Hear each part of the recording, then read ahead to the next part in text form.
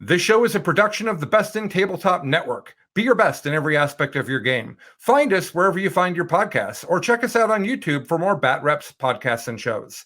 If you like what we're doing, you can join our Discord through the Best in Tabletop Patreon group or our YouTube members only area, where you'll get access to our entire library of content. Thank you for listening.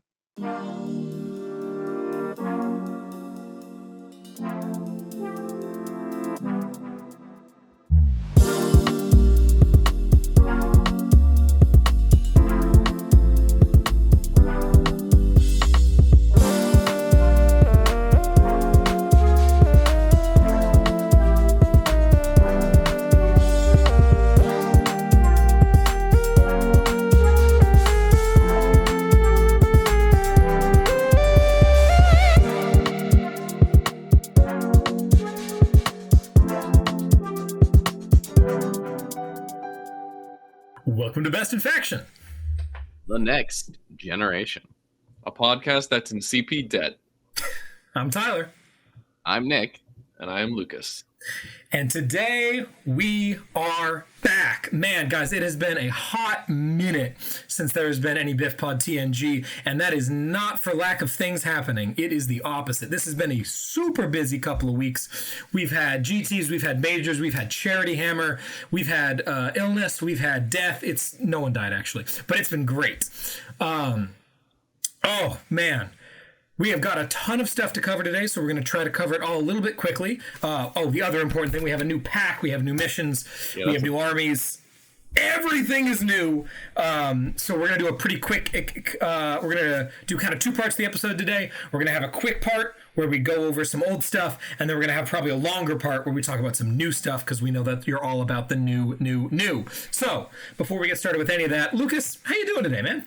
I'm great. I am slowly on the mend. Best in Tabletop Open was an awesome GT that happened 2 weeks ago. It was cool to meet some of you guys there. I met some viewers of the show. That was really awesome. But yeah, 2 weeks ago, and I got COVID while I was there, and I still have it. I'm still positive, and I'm slowly recovering. So yeah, it has been a very long 2 weeks, but we can see the light at the end of the tunnel, and it's a very green light, and I'm very excited to talk about that later on in the episode. The changes to the orcs have really breathed new life into the faction, and I cannot wait to get some test games in. I'm renaming the show on the spot. This show is now called episode 15, A Very Green Light. Let's go. All right. Nick, how you doing? Good. I too got COVID because Lucas and I are holed up in the same house together. So that was a very fun 2 weeks. It's been a lot of deliriously, crafting new lists and trying to watch as much Charity Hammer as I could, while also just kind of goofing around. I'm happy they revealed the new squat size. As a avid squat fan, I'm now gonna go chop off all the legs of my Space Marines to make them the correct size. Start preparing for the squat meta in a few months. I don't know what are these squats you're talking about, dude? Are you talking about the new Leagues of Votan? Yeah, man, I understand. The Necromunda gang is not compatible with 40k. I'm not sure what you're doing. Yeah, we'll see. But yeah, I'm not gonna do that. They do look pretty cool though. I woke up that morning to see the squat size, which is pretty funny. Lucas said he's very excited to punch a bunch of them. So yeah, 4-up armors sounds good to me, dude. But yeah, no, it's been good. Just been playing some video games, watching some 40k, talking with Lucas, all that. Heck yeah. What about you, Tyler? What have you been up to in the last 2 weeks? Oh man, I've been everywhere. Since we last recorded, I went to the GW Open in San Diego, I went to the Best in Tabletop Open, and I went to Charity Hammer. I was very fortunate to not get COVID there. I got COVID at BAO, while these guys didn't. So I was lucky to be still super immune to dodge it at Best in Tabletop. Did okay at San Diego, went 6-2. Had a freaking blast though. That event was fantastic. FLG, if you're listening, please host SoCal there. That venue was incredible. Please. SoCal venue is also incredible, but I know we're changing venues. Anyway, So that was great. Best in Tabletop Open was fantastic. I did pretty damn well, if I do say so myself. I'm very proud of the results that I was able to put up there. And I'm sure we'll talk about that a little bit later. And then Charity Hammer as well was an absolute ball and a biscuit. We had all sorts of crazy stuff going on, all the usual late night shenanigans. Playing with entirely new missions and entirely new points the day of meant some pretty terrible lists, but we had a good time. And more than any of that, oh man, I got to play Outward Realms. And holy smokes, guys. I'm very familiar with the lore of Outward Realms because I edit the Outward Realms podcast, which you can find in the Best in Tabletop Network Expanded, which is a separate feed that currently just has OR on it right now. So I was like very familiar with the lore and like some of the concepts in the game. But I sort of thought it was like, it's out there, it's a thing. Michael Timpey's a cool guy, so I'm sure it's a fun game, but like, whatever. No, absolutely not. It is not whatever. That game is so much fun. It is incredibly tactical. It is super well balanced. And the mechanics are just everything that 40K doesn't have. So if at this particular moment you are feeling really freaking tired of 40K, and kind of understandably so, I cannot recommend Outward Realms enough as an alternate project. Super low model count. You buy a whole army up front for $300. You can customize stuff obviously, but like imagine if a start collecting box was actually a 2K army. Like that's what's going on there. And it comes with tokens, objective markers, everything you need to play the game other than like a tape measure and some dice. So hell of a deal. I got my Hexagoda because they're the bugs. Cannot wait to play more of this game, and I think we'll definitely have the three of us playing some of it at some point in the future, because it is great. So Charity Hammer, awesome. Best in Tabletop Open, also awesome. Played some fantastic games there. I think all of us played some games on stream while we were there. Did you play on stream, Nick? No, at the Open. Okay. Well, Lukas and I were both on stream for at least a couple of games, so make sure to check out Wargames Live and WarByrdBattleLabs with the two streams that were running there. Lukas was on Wargames Live. I was on WarByrdBattleLabs. It was all very cool. Yeah, so that's sort of what's going on. For our old section of the show today, I wanted to go through, and instead of covering every game from every tournament that we've been to, which has been a ton, we've decided to narrow it all the way down to just a singular game. What was the most impactful, interesting, exciting game that you want to share about that you have played in an event in the last 3 weeks or however long it's been? We'll go ahead and start with Lukas then. Yeah. So let's see, since the last time we recorded with Ian and Max, I've only been to the Best in Tabletop Open, unfortunately, because I had to miss out on Charity Hammer. But I had some awesome games there, some games that I'm really proud of. I came in 6th place with Orcs, going 4-1, which is pretty good. I lost on top table on stream to, or one of the top tables. I don't know exactly how it worked out. It was top table. Yeah, to Stephen Trimble, who ended up winning. So big congrats to Steve. His list was the Chad list with all the Leviathan warriors, and it just kind of bowling balled me over. But and as a reminder, everyone, this is old points, old missions, old everything. Lukas going 4-1 in that scenario, freaking insane. Big props to Lukas. Yeah, it was pretty cool. I went through some challenging opponents to get there, and one of those was Anthony in round 4. We played a really awesome game on. No, it wasn't WarByrdBattleLabs. It was Wargames Live, wasn't it? Mm-hmm. Yeah. Round 4, Blood Angels versus Orcs, and that's the game I kind of want to take you guys through for a few minutes. It was an awesome game. Looked like Anthony was crushing me in the beginning, and then looked like I was crushing him at the end, and then it ended up being like a 12-point game. It was actually pretty close. I ended up taking it. So I kind of wanted to walk through what went down there. The first thing I should mention is something we realized after the tournament, which is my list is not illegal, but the way I've been playing it is definitely it has been incorrect. When GW fixed specialist mobs to let them ride in transports, they let them ride in not all transports. They let them ride in trucks, but not battle wagons. And I had assumed it was all vehicles. So I've actually been playing incorrectly. I have been inadvertently cheating for the last month or so. So to all my opponents that I've played in the last month, it has definitely not mattered in every game, but it's mattered in some of them. So especially the people who it's mattered for, I am sorry about that. Bruh. Yes, it has been a bro moment. They could have just been Goff Scrutchin, so all that changes is they lose OBSEC, but obviously that can matter in some cases. And dude, they also lose the -1 to hit aura, man. Isn't that I affecting every single game constantly? 0 times. Yeah, that is not an impactful aura by any standard.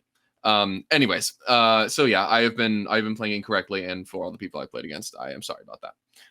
But either way, Anthony and I had a great game, one in which the Proop Grots didn't actually matter because they died immediately to many bolt guns, and the other squad just like sat in a corner all game. So Anthony went first. We are playing Death and Zeal, and I don't have. Let me try to find. Talk about why Tyler, while I find my score sheet. Talk about what? Why this matchup is like kind of what's going on. Oh yeah, so this matchup is a real exciting one. Are you guys playing on the Scouring? No, we are playing on Death and Zeal. Oh, we're playing Death and Zeal. All right, so this is a really interesting matchup because as Anthony's bringing his Blood Angels, he's got 3 squads as of Sangers. Does he have 2 packs of Death Company, if I recall correctly? Yep. 2 packs of Death Company, and then your sort of usual smorgasbord of characters. He's missing one, though, isn't he? Does he not take one of the ones that you usually see? He doesn't have a chaplain. Doesn't have a chaplain. Yeah, no bike chap. I guess Owen's been taking that out as well. So he's just got the Priest, the Banner, and Dante? Yep. Yeah, absolutely. So Anthony Violence Vanilla of 40K Fight Club fame, member of Art of War, is known for his all-out aggression, and this is a list that it's really going to capitalize on that. You think about it, there's nothing more aggressive than first-turn charges, and Death Company first-turn charge on any deployment, no matter where you're hiding. Basically. If they go first. So that's real scary. Lucas, by contrast, is doing exactly the same thing with his piles of Mega Knobs in Battle Wagons. What's interesting here, and is probably the reason that Lucas might be favored, is that Anthony has virtually 0 shooting, and Lucas's transports are all Battle Wagons. They're T8 16 wounds. Yeah. So it's basically going to take Anthony 2 activations minimum to deal with a squad of Mega Knobs because he has to crack the boat first.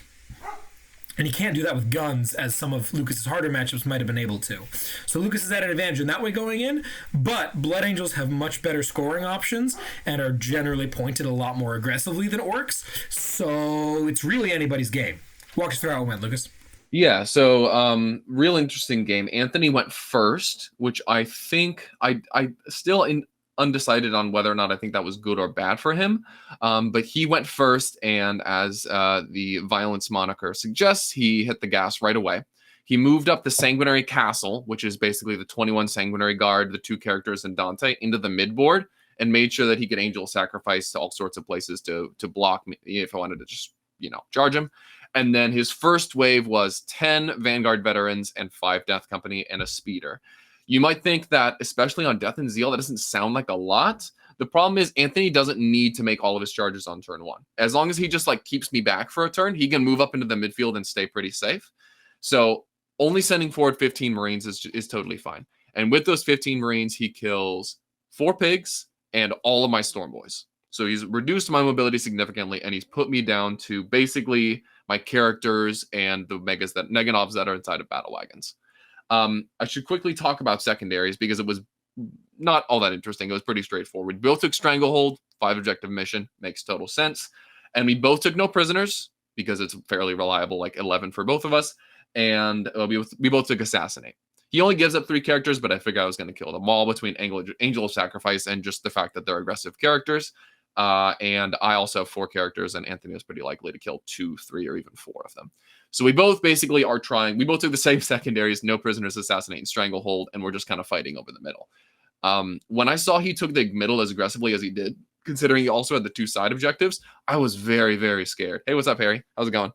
I was very, very scared because these side objectives that were in the midfield were held with nonsense garbage units like 5 Incursors and a Land Speeder Storm. So I didn't want to go and have to kill those with an important unit of mine because then he would have smashed it with Sanguinary Guard.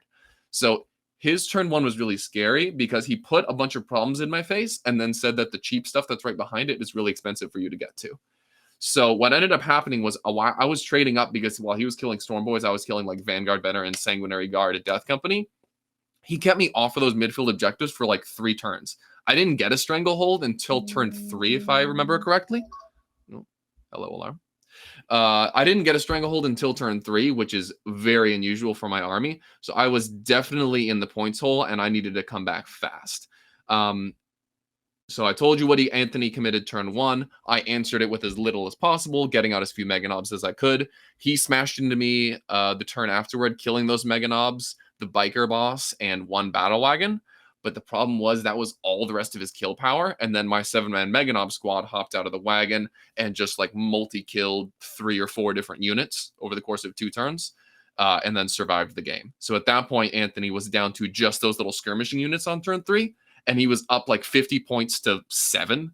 So I was way in the points hole, but he had basically no units left. And then it was, how can I, with limited time on the clock and tons of resources and very little time to accomplish, like turns wise to accomplish what I need to do to win the game, how can I make sure to kill all of Anthony's assets so that he can't get as many points in the late game?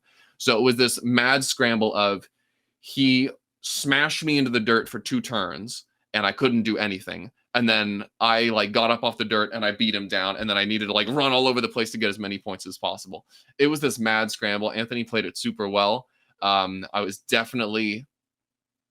played against some aggressive opponents, but this is some nice vengeance for LVO because we kind of played the same game.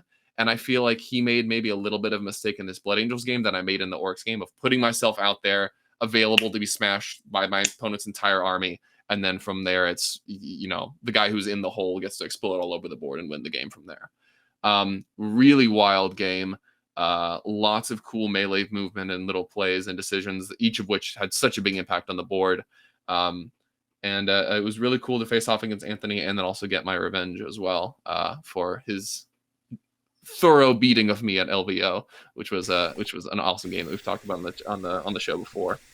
Yeah. TNG continuing to show their superiority over the network. Love to see it. I was curious, Lucas, 2 things. 1, what turns did the battle wagons go down, if they went down? So on turn 2, his Sanguinary Guard smashed into the wagon, and it gets ramshackled, but like the battle wagons still die to that because there's like so many attacks and they're all AP4. Mm-hmm. So Sanguinary Guard smashed one of the wagons on turn 2. And then the other 2 were enough out of the way that they didn't really get hit at all. And he was out of Death Company at that point. So the wagons just like stayed on the flanks after that and then just kind of smashed all those little cheap, small Marine screening units because Arm of Contempt helps, but the battle wagons still run over Marines pretty good. So I was just able to run over his eliminators and stuff. So those other 2 lived throughout the whole game and just chilled on the flanks, killed stuff. Interesting. Were you doing transport shenanigans stuff or were they just a model that hits in melee at that point? At that point, it's a model that hits in melee. Really what the battle wagons are there for is to ensure that because he's faster than me, he always gets the first punch, but I need to make sure he's not punching Mega Knobs. So all the battle wagons there to do is to make sure that the Mega Knobs don't get hit first. Gotcha. And can you walk us through what that melee is? I think a lot of people who haven't played into Orcs a lot might be really taken aback by how hard these things hit in combat. The wagon? Yeah. So a wagon is 6 attacks base. When you buy it a def roller for 15 points, it hits on 2s at strength 9, AP 2 damage. There's a couple of buffs that are involved there. It has +1 attack during the WOG because it's an Orcs model. It has +1 strength when it charges because it's a Goth. So it has its strength 10 -2 damage. And it also has exploding 6s all the time in melee because it's a Goth. It degrades pretty bad. It's like once you get to bottom tier, it's kind of crappy in melee, honestly. But when it's on top tier, it's swinging in with 7 attacks, hitting on 2s, exploding 6s at 10 -2. And those are actually strength 11 now because of the new WOG. Not that that really matters. But yeah, they can run over 5 Marines over the course of 2 turns like no problem at all. Very cool. Awesome. And the other thing I wanted to ask, not to get too much into another game, but you played into Anthony and were able to dispatch him, and then you like immediately after that played into Trimble, who is known for having the exact same philosophy in how to play the game.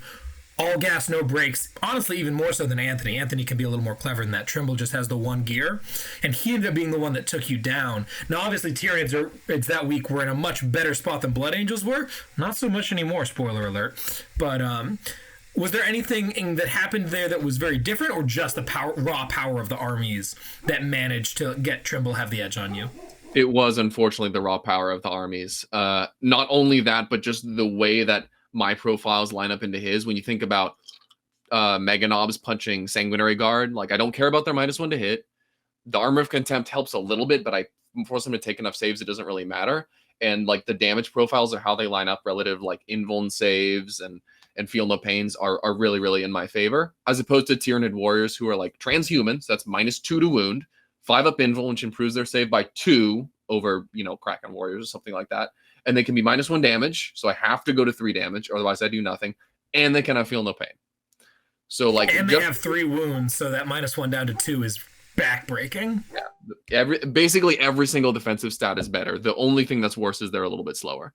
To give you guys an idea of what that translates to in terms of actual in-game models removed, I told you guys that the 7-man Meganob squad ran in, killed the Sanguinary Priest, Ancient, and then 2 squads of Sanguinary Guard over the course of 2 turns. Awesome stuff. And they survived the whole game. Like, badass Meganobs. Against Trimble, they ran in, did 5s explode, and went to 3 damage and killed 3 Tyranid warriors. Like, it's just, the trading is unreal in his favor. So there was just nothing I could do. Especially when he went first and took the whole board. I needed to try to run at him and roll absurdly well, and I did not. Gotcha. Very cool stuff. Well, congratulations on your 6th place run. That's fantastic for what you were working with, and on beating the current 10th in the world, I believe Vanilla is at the moment. Is that true? That is true. I'm sure he was playing his favorite army. Oh, for sure. The totally most dominant army he's ever played. To win the event, right? Absolutely, he would have. I mean, I think he might next week. I guess he's playing CSM now, but like in a pre-CSM world, I think Blood Angels would be his strongest army. I don't think he'd play Bugs. I don't think he'd play Harlequins. Anyway, speaking of Harlequins, Chaos Knights maybe? Yeah, he's maybe stronger than Blood Angels. Right now, I don't think so. I mean, but in Nockmund. Well, yeah, the joke was if he were playing again in Nockmund. Yeah. Like now, he would probably stay on Blood Angels. In Nephlim? Yeah, in Nephlim. This is a very weird scenario because CSM don't exist, but anyway, whatever the case. Yeah, great job, Lucas. That was awesome. Mr. Olsen Johnson, have you got a game that you want to talk about with us? Sorta. I mean, none of my. So I had 5 very fun, great games. What was it? My first and my last game, I got to play into 2 opponents I've played before, which was very enjoyable. It's always fun, playing people you've played and met. So it's good seeing where they're at. And also in general, Lucas was saying this tournament was really fun because it was a lot of locals. It's also a lot of locals I haven't seen since Slaneshmus. So it's a lot of people I didn't see at Tau Tipping. Because for those who don't know, this is the same store, Jason Bird's store, Lion Guard Gaming up in Hoquiam. And he runs Slaneshmus, which is a major in December every year in the same region. Not at the store, it's up in Ocean Shores, but it's very close by. Great major. So some of them I hadn't seen since Slaneshmus, so it was cool seeing some of those people at this tournament as well. I feel like it was it felt a little bit bigger than the average GT there, which was cool. Also, I mean, people out from out of state, which was nice. So that was really fun.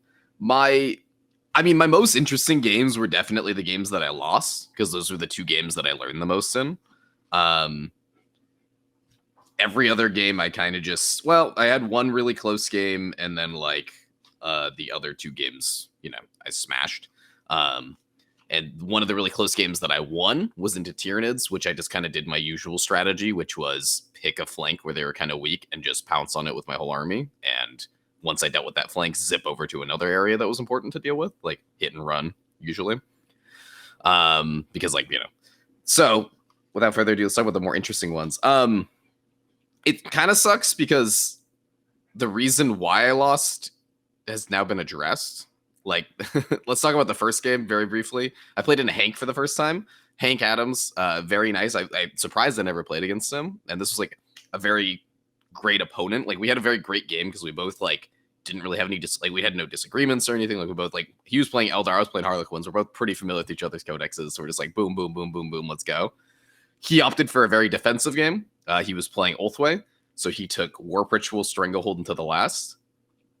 So his whole plan was, I'm going to sit here and score, 42-1 secondaries, and unless you come and do something about it, you can't stop me.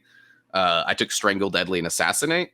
We were playing on Tear Down Their Icons, so we're pretty far apart from each other, and he just puts all of his characters in his Fire Prisms, on his back corner, and I'm well, that's annoying.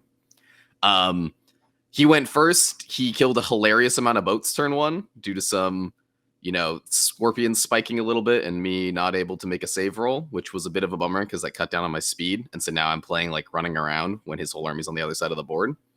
I beat him on primary by quite a bit, but he beats me on secondary because I'm just not able to get to his characters. And I don't get assassinate. Like the Slapmaster at one point could have gone over to his side of the board and like maybe punched a character and gotten 3 points. But I saw a point where he could flip a point and score me deadly performance. And I'm like, that's way more important because now he's this like, I own 3/4 of the board if this works out. And that didn't end up working out. So I ended up losing the game by 7 points, 77-70. But it was a very close game. And despite my initial hole, like I thought I was like turbo doomed, having to like go second, having to redeploy first as well because of how they ruled Phantasm worked at the tournament.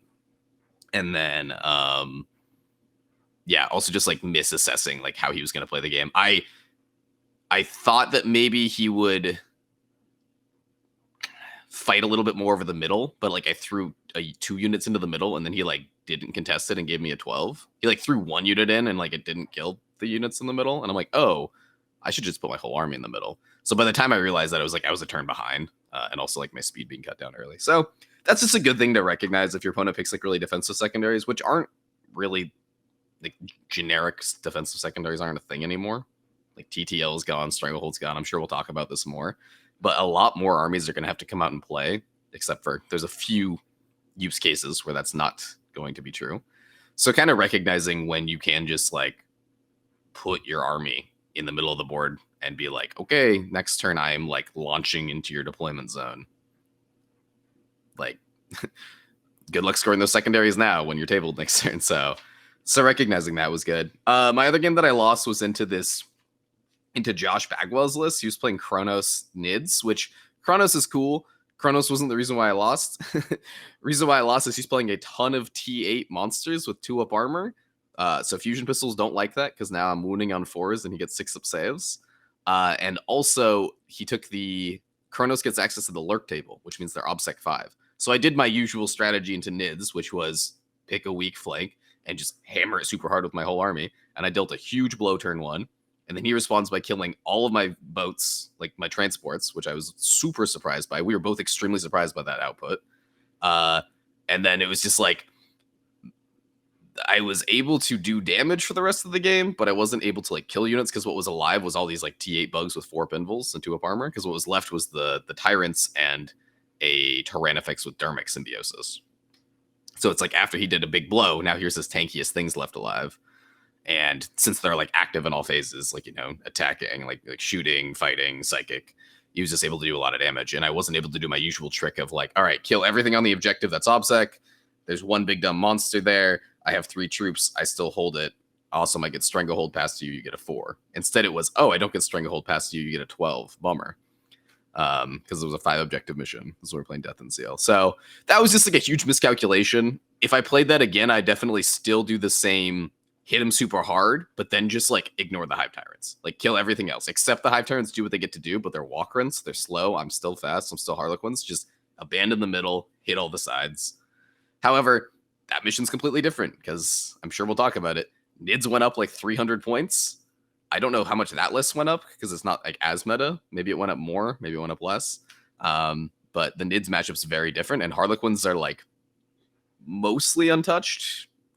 We'll talk about Luck of the Laughing God a little bit, but points-wise, Harlequins are exactly the same. Secondary-wise, exactly the same. You don't take Stranglehold anymore. Cool. You take like Engage. You just still zip around and kill shit. Like that's how Harlequins play still. So I think I could definitely win those again, but it was good. It was a good lessons to learn because it was like hadn't really played into an ultra defensive player yet, especially like that much in the hole. And I played at his speed, which was incorrect. Should have sped up. So yeah, good lessons learned. Fun games all around. Good tournament. Very cool. Glad to hear it. Are you gonna do you? Yeah, I don't think I have a really good follow-up question for that. Cool. I am also going to talk about a game from the Best in Tabletop Open. I also got to play Hank. I played Hank Round 4, which you can watch on WarByrdBattleLabs. That game ended 85-84, One of the tightest games I have ever played. Super fascinating game. Highly recommend you go watch it. But because that one was on stream, I'm going to talk about the other insanely close game that I played at Best in Tabletop Open, which was into Noah Badome and his Tau. Noah is definitely a friend of the podcast. Very cool dude. Has some very wacky armies. All of his Tau are made out of Lizardmen and Seraphim and whatnot. So that's some cool stuff. And he was running. He's got 2 Devilfish full of Breachers. He's got 3 Crisis Bombs, 2 with Plasmas and Sibs, and then 1 with like a bunch of DACA, like Flamers and Burst Cannons and stuff. And then he's got a Crisis Commander and a Cold Star Commander, I believe. Yeah, no Enforcer. And then he's got like 20 Grots and 8 or 12 Kroot Hounds. And that's, I said Grots, I meant Kroot. And that's about it.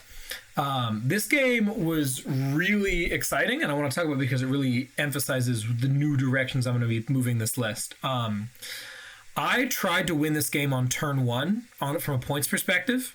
The secondary mind game was really interesting here. I had it in my head that Noah was going to have to run at me. Especially once I set up the terrain features and saw that I was going to be able to hold the center objective slightly hidden with a little unit. I was like, he's got to come to me. I'm ready to play that game. I'll take Stranglehold, No Prisoners, and Psychic Interrogation because I am going to be throwing my Hive Tyrant and my Swarm Lord away. Things are going to be dying. Tyrant Guard are going to die. I'm not taking it to the last. I'll take No Prisoners instead and get good points. And if he's coming to me, I'm scoring Interrogate because those Tyrants are going in anyway, and he has no Psychic defense. And he, by contrast, read the room differently and said, nope, I don't have to come to you at all. I'm going to take the most passive stuff I can. I'll take Stranglehold, No Prisoners, and R&D. I should have taken Banners, straight up. There was absolutely no reason for me to be taking Interrogate when Banners was an option. Again, we're playing 5 objectives. We're playing Pryos here. Sorry, I missed this, and I don't know if I told you guys this already. The reason that I thought he was going to have to come to me is that we're playing Pryos. He wins the roll-off, chooses to first move the first objective, and he pulls his home field objective 6 inches back. Yeah, yikes. And, whoa. And as we've discussed in this show many a time, that is not a thing I think he may have actually pulled it slightly laterally. That doesn't matter. He touched his home field objective, which is something you do not want to do. I grabbed the mid 2 and yanked them toward me. And that meant that he was never getting to his midfield objective and staying there, like, without being in total OBSEC Raveners go mess up your life range. So I figured he has to come to me. He figured he could do okay without it, and he was kind of right. We are playing Pryos, so you do get 15 points of free primary, basically just for playing the game. Obviously, he has to come out and grab that objective that I pulled out every turn to do that, but it's still doable, and he decided he was going to try to make it happen. So my thought is, I'm winning the primary game here. I'm getting 8s while he's getting 4s. I'm going first, which sucks, but if I get 2 8s while he gets 2 4s, and then he gets his 12 at the end and I get just 8s, then I will win the primary game. But then I'm only winning the primary game by 4 points. Maybe I can do that a full 3 turns. That'd be a lot, but maybe I can do it. And then I'm winning by 8. And then and I need to not lose secondaries by 8, and that is going to be tricky. So I think I need to play up on secondaries, partially because his No Prisoners is way easier than mine, and then also I think R&D might be much more doable than Interrogate ends up being, because he's going to play back. So to try to solve this problem, I realized that I can hold him to a 0 on turn 2. I realized that the only OBSEC, he doesn't have an Enforcer Commander, so the only OBSEC he has in his home field objective is a squad of Kroot. And if I can send Raveners to go do Ravener-related things, they can easily wipe out the Kroot, take the objective, hold him to a 0 while I'm getting 8s. We're in business. That would also mean that he is almost entirely... He got Devilfish out because he had to go take the... like I said, I have like a tiny corner. There's one of those L's with a little bit of a gap in the middle that you can peek out the objective on without being on top of the chip. So I have that. So he has to go put out a couple of OBSEC dudes to prevent it. So he has to put out Fire Warriors. So I'm killing those Fire Warriors. I'm killing one of the squads of Kroot. He may have only had one squad of Kroot now that I think about it. Yeah, which means he'll only have one squad of Fire Warriors left for OBSEC, and man, that is bad news bears for him. Because he's got to throw stuff in the middle. I have so much OBSEC. I got Gargoyles, I got Raveners that can be OBSECs, I got Swarm Lord. Like, that'll end the game on the spot, in my mind, if I can pull this off. And I messed up. I tried to do like 7 different things at once, and in that process forgot that Kroot Hounds can use the Kroot strat to heroic 6 inches. In a classic turn of Tyler events, I got beat by a heroic intervention. I should have just shot the dogs, but I forgot that they could do that. So instead I put shots elsewhere to try and knock off the Fire Warriors in the middle objective, because I didn't trust my Raveners to kill it for them for some reason. I don't know what was going on. But the Raveners charge in. He heroics with the dogs from like behind the Kroot. He like leaves enough room between them and ends up being able to base a couple of them. So I only have 2 Raveners swinging in, which is 10 attacks to kill 10 Kroot. And I have to kill all 10 because obviously he's got a bunch of other models on the objective. So 1 with OBSEC and a bunch of others, and I'm just outnumbered. 10 attacks, 10 Kroot, unfortunately doesn't work out so well. 2 end up surviving, and then the others just dunk on the dogs. So he ends up pulling that out, and I'm scared because Noah is playing excellently. I have made a pretty big mistake early on, and now I'm throwing out 2 squads of Raveners for not a whole lot in return. So things are looking kind of spicy. Now, what I will say is I am still playing the very cagey sit-back game because that's what I always do. I'm playing with just a little bit in the center, not committing very hard, and he takes his turn, and he is barely able to knock me off the center. And I realize, wait a second, that doesn't work long term. He's not going to be able to continue to do that, and I realize it's like a turn too late. But what I realized is that if I actually park in the midfield, he's not going to be able to deal with me fast enough, and I'll be able to explode out of there pretty quickly because I've been whittling away at some of his edges and whatnot, and I've got that great piece of terrain. So on turn 3, because turn 1 I did very little. Turn 2 I went try to slow the objective, didn't work. Turn 3 I go, let's get it. And instead of parking Warriors or Raveners behind that midfield objective holding piece, I park Tyrant Guard, who I make OBSEC with the Swarm Lord, and what those Tyrant Guard do is they allow me to then park my Tyrant in midfield right behind them with the Reaper of Obliterax, and suddenly Noah is in very big danger if he wants to come anywhere near this objective. That ends up working out very well, but I'm still way behind on points. I've scored 0 points in interrogation, and it's turn 3, and I'm still not getting it this turn. He's got 4 points in R&D so far. I'm screening him out of my backfield. That's not happening. But I'm still nervous about that. And he's racking up no prisoners, and he's racking up strangleholds. This turn is like the first and very important breaking point. Noah is unable to clear the Tyrant Guard because I fully move block him out from getting any line of sight on them. And he's not able to put any other OBSEC there because it's 4 dudes behind an L, and he's all the way back. So I pre-measure all of his 18-inch potential moves, block off his deep strikes because the 3rd squad is in deep strike. No one's getting a beat on them. The Tyrant Guard are safe. He can't get OBSEC there. That's a 12. And that is very strong, but I'm still way behind on secondaries. And Noah has bottom of turn, so I'm super nervous about that as well.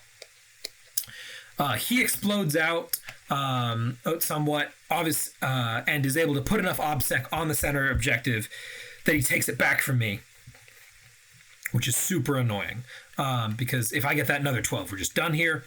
But he jumps out, does the thing, and gets his Fire Warriors onto the objective using the move after they get out of the Devilfish strat on turn 4, bottom of 4, which he's playing Cao Yan. He can totally do that, but totally super smart play on his part to use that strictly for positioning, not even for any guns.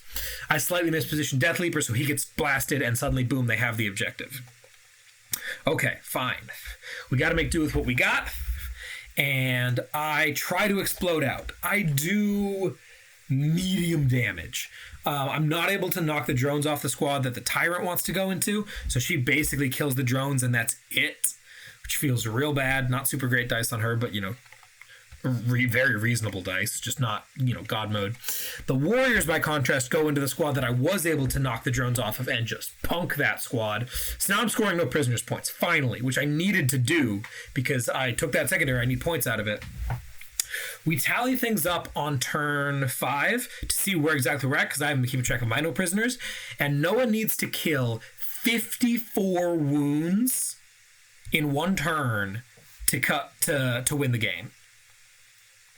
That's a lot of wounds to kill on turn 5 when one of his crisis teams is entirely down and another one's in combat. So if it decides to fall back and shoot, which it really has to, it's not going to get exploding anything, which is a really big deal for his Cao Yan. So he starts going at it. We do the math on what he has to kill. And the biggest thing is he also has to kill the Tyrant Guard. Because if he doesn't kill the Tyrant Guard, or who have OBSEC, he won't get Stranglehold, and that's 3 points he can't afford to lose, and he won't get his end of game 12.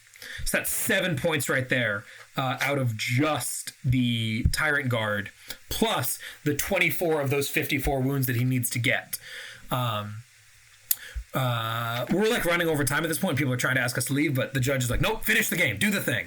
And Noah is going like crazy. He's doing super good stuff. His target allocation is perfect. He's slaughtering things, but the Tyrant Guard in cover just are not dying.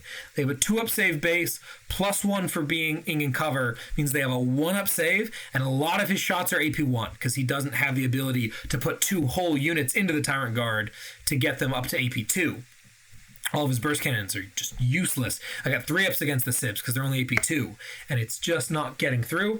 And at the end of the day, he has a crisis commander, or a Cold Star rather, who he is currently doing R&D with, because if he can kill the Tyrant Guard, then he won't have any other legal targets. He can try to roll a 1, and if he does, that's 4 more points. That will easily seal the game if he kills the Tyrant Guard, even if he doesn't get the full no prisoners.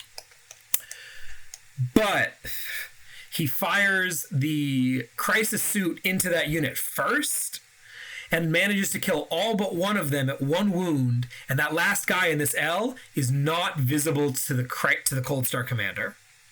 So the Cold Star is ineligible to target the one dude that he would need to kill. He tries the R&D, doesn't get it, wouldn't have mattered. That Tyrant Guard survives, the no prisoners don't even matter, because he doesn't get a 12 and he doesn't get Strangle.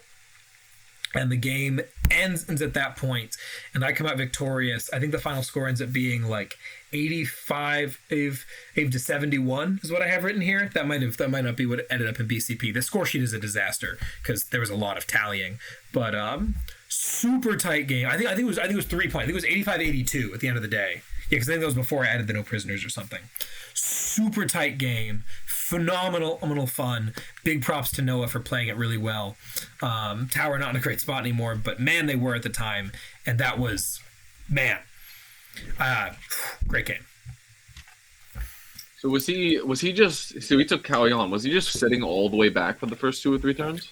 I sat all the way back, and he sat all the way back, and he said, "I'm going to get R&D, and you're not going to get you're not going to get interrogate, and every time you try to go hold an objective, I'm going to get like 2 or 3 no prisoners points because that's how Tyranids work.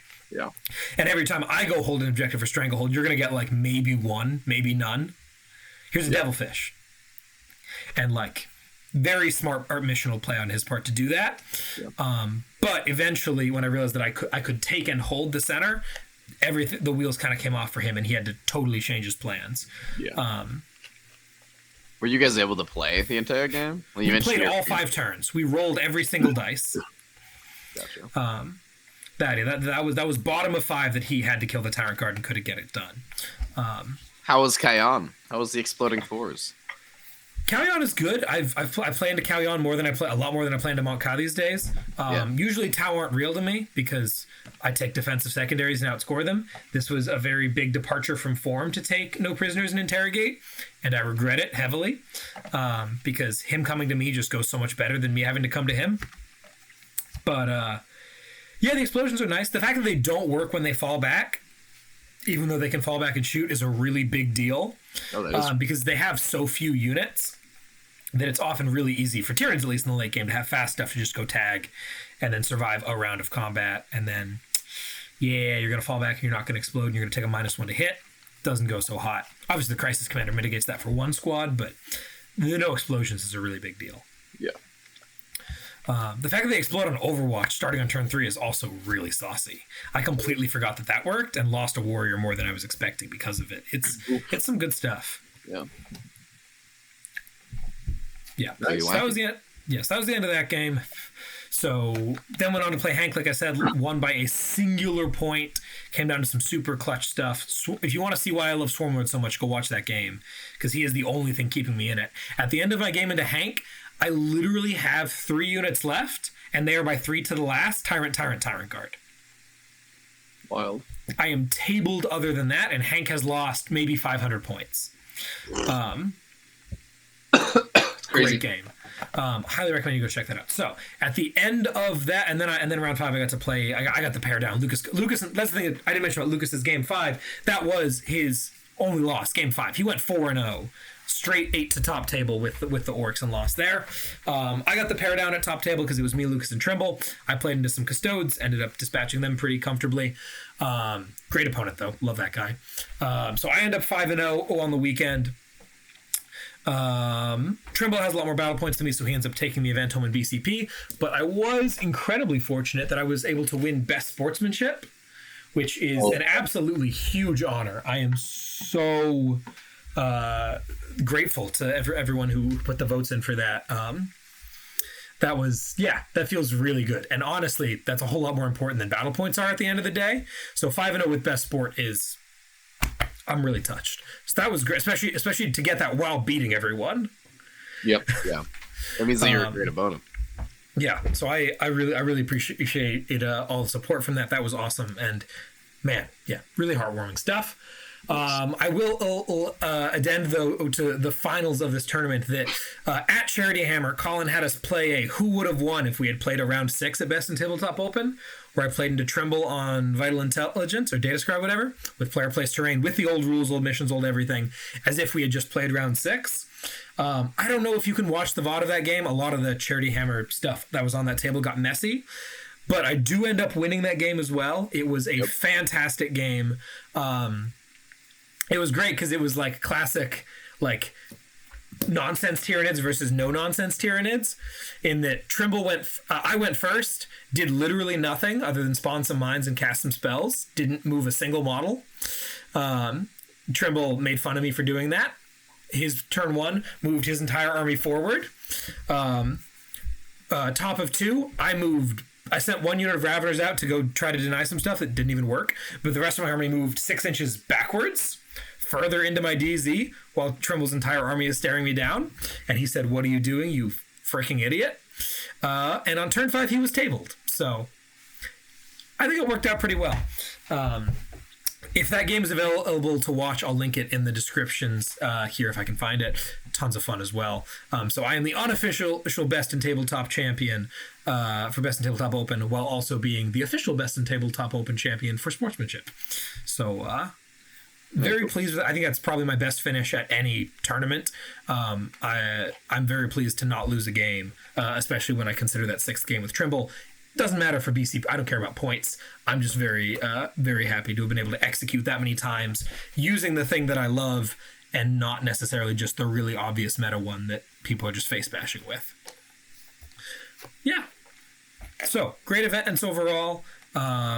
We all had a really good time there. Looking forward to it happening again. It probably won't happen the week before Charity Hammer next year, but any tournament that involves Jason Bird, go to it. It's going to be awesome. Cool. So 50 minutes in, I think we're about ready to move on to the new stuff. I know that Nick has been just chomping at the bit all episode to talk about the things that he actually cares about. So Nephlim, the new Warzone, the new points, the new balance update, the new FAQs, the new missions, the new absolutely everything. Let's get some first reactions. I guess they're not even first reactions. Have you guys played games with this yet? Nope. Played 1. Have you? I mean, I played all of Charity Hammer with this stuff, so yeah. Oh, true. But so first-ish reactions from you guys. Let's start with Lucas. There was a lot of negativity surrounding this packet when it first came out, and it seems like a lot of that is ebbed. There's definitely some stuff that I feel like it sounds like people are still upset about, and that isn't amazing. But overall, it seems like it's not too bad. There's going to be some changes that are a lot of fun. The CP doesn't seem like it's as big of a deal as people thought. It just basically means you have less on turn 1 and 2, and then after that point, you've kind of just made it up. And then turn 4 and 5, you have more stuff to play with, which is always really cool. Let's see. Missions didn't really change. Oh my god, there's so much to talk about with the field manual and the balance statement plate. Secondaries changed. The secondaries also changed. I haven't even started thinking about that, dude. I'm still thinking about them points changes. Them 80 points that I got. Woo! They're going to work. Yeah. But yeah, there's so much that changed, and I'm just excited to play. It seems like others are too. There's a lot of hostility toward this packet initially, and it seems like people are kind of coming around to it, which I'm 40K has in general, like a lot of the community has some, there's a lot of negativity. So it's good to just see that people are enjoying something. A nice, departure from that attitude. What about you, Nick? How are you initially reacting to this new packet and set of rules? Yeah. I think that the CP changes are interesting. When going over like how many armies actually spend like 8+ CP turn 1, there's not many, but there are definitely games where sometimes people will just like throw their CP at you, and it's like, okay. I think that the cut down to half is completely reasonable, and I'm interested in seeing how it changes the game. It felt funny in the one game I played, getting 1 CP every turn, like on my turn and my opponent's. It just felt like all of a sudden I was like, I had like 7 CP before I knew what to spend it on. I think that the removal of the free Warlord trait and free Relic is a very boring change. I think Relics and Warlord traits are a very fun part of the game. And also, I know they did a big change with Relics and Warlord traits like back in 8th edition, where you had to declare your Relics and Warlord traits in your list. That was started in 9th, yeah. Started 9th. And that one, what that did is that cut down all these niche relics and warlord traits that we saw. And now you're going to see even less of those. You're going to see like the one mandatory pair in every list. And maybe like if there's a few other mandatory ones, you'll see like one of those. You're never going to see like a super niche one ever again, which is a bummer because they're kind of fun to play with. Did we really even see those in the first place though? There's some like like the Harlequin one, the Laughing God's Eye, right? The 6-inch aura, 5 feel no pain against mortals. People were taking that because it was like mortals are a bad matchup for Harlequins, Yeah, people were still taking the gestation sack. People were taking, you'd see the dirge heart sometimes. Just a fun little extra thing. It will be missed, I agree. Yeah. So I think that's a boring change. It especially because like we're going a lot more like, it looks like strength of the data sheet because there's not going to be like much stratagem use anymore to just like bump up things. So you're going to see the same with characters, it sounds like. So I'm interested in seeing how it changes. Other than that, yeah, the missions, I'm glad the missions didn't change that much, honestly. Like the missions take a long time to learn, so I'm excited to play with these missions another 6 months. Maybe see some changes on a few would be kind of fun. I know like we talked about Abandoned Sanctuaries and Data Scry Salvage are pretty boring sometimes, so maybe some slight tweaks on those. Yeah. Overall, though, I enjoyed my first game, and I think we'll talk about it a little more. I think I enjoyed it a lot more, though, because of the Necron changes than the Nephlim changes. Yeah. I think that the one big change that we haven't talked about yet that I think is actually, probably in my mind at least, the biggest change in this book is the removal of the limitation on faction secondaries. Yes. I think that totally changes the game from the ground up and completely flips balance on its head. Right? We've been seeing tier lists from Art of War and from others just messing around, and it's like suddenly we're talking about Necrons, we're talking about Death Guard, we're talking about Knights, Sisters, Chaos Knights. We're talking about armies that like some of them were already up there and are suddenly up there, and some of them were absolutely terrible. There are people who are saying that Death Guard might be an S tier army right now. Those people are probably wrong. They're probably a high A tier army. But Death Guard are an A tier army? Yeah, they went from yeah, it's kind of wild.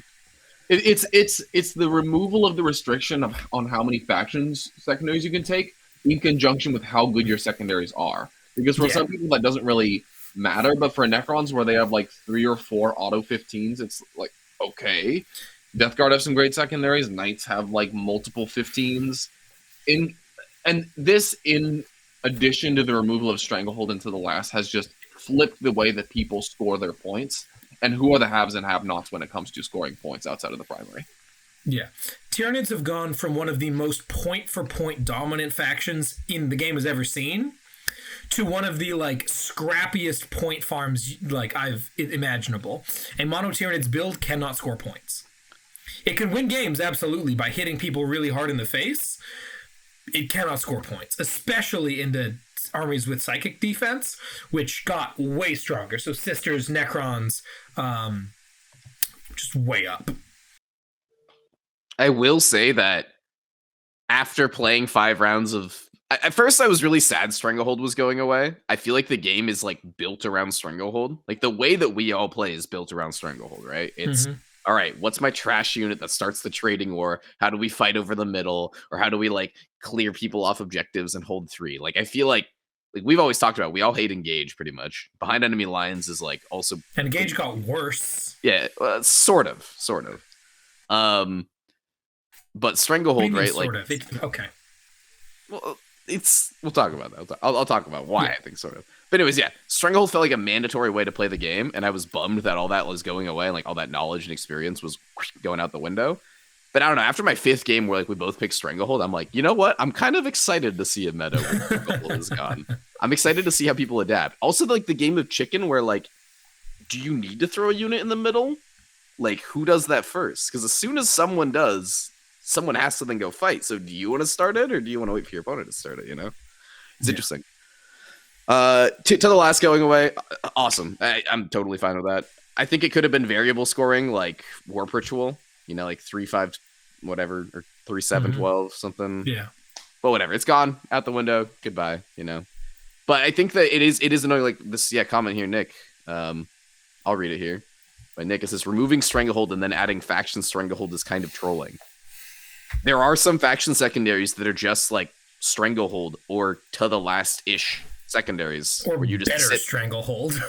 Yeah, it's better Stranglehold. That's the Chaos Knight one, right? And it's like, why are we going to remove these? And then if your faction gets it, you can just sit there. It's interesting. I don't know. That means that they definitely have the advantage. This packet is weird because there's some stuff that feels like a knock it out of the park, like this was an incredible change, and there's other stuff that feels like, why? Like with the secondaries, I agree that To the Last and Stranglehold could have been removed or changed, but why did we have to pair that with making some people get 0 faction secondaries that are viable and others get like 4? Why did we have to remove the Relic and Wooler trait? Who was complaining about that? Some stuff makes no sense, and then other stuff like the balance changes to the armies and the points changes, everything was like, wow, this is perfect. This is like more or less what everyone was asking for. Okay, Tyranids guy, calm down. I don't think anyone was asking for hyper biomorphologies to go away. That was silly. That was dumb. Yeah, and I don't think anyone was asking for luck dice to get hit nearly as hard as they were. We wanted them to get hit. Don't get me wrong, and oh my god, why? What did they do to Dark? Why? Oh, it's funny because they literally just printed the same exact rule in CSM, the Fight on Death, and it's like, okay, like that's an army that actually can do melee. Harlequins are not a melee army. Yeah. I think I played Dark like twice, and Lucas was like, this is kind of annoying, but like it wasn't actually that good. Yeah, it's like when the Harlequins came out and they were dominant, we were like, how do we fix this? And we're like, nerf light. And GW was like, Void Weaver's up in points, Star Weaver's up in points.